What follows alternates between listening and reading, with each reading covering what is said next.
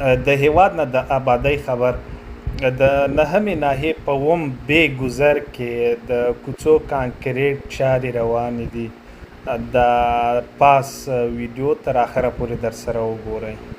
د زمانې ښکلې راغلې مات بدن جوړوي د ځل وطن جوړوي سره راټول.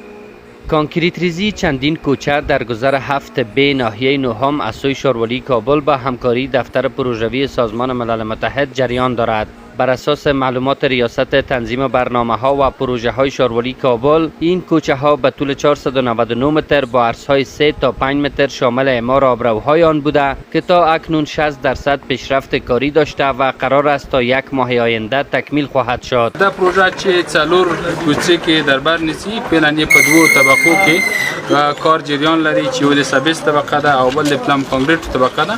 هڅه او کوشش هم دا دی چې موږ دغه پروژه په وخت باندې تکمیل کړو د سټنډرډونو معیارونو مطابق. د دغه پروژې په څنګ کې موږ ویاله یا ډرینیج هم لرو چې د دغو سیمې اوبه موږ یوې منظمې منطقې ته مهار کړو ترڅو د کثافات و محیطی امراضو مخنیوی شوی وي.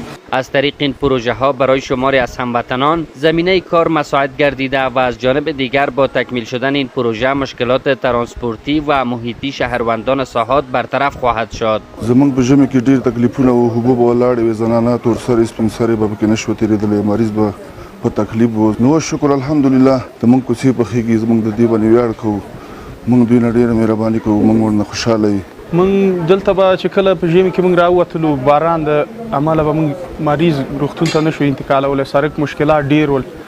و چې دا کومه پروژه مخته اچولې ده دغه کوڅې سیمه ټیږي، موږ ډېر خوشحاله یو د دې نه. او دلته ډېرو ځوانانو پکې د کار زمینه مساعده شوه، اول خصوصا موږ ته موږ ډېر خوشحاله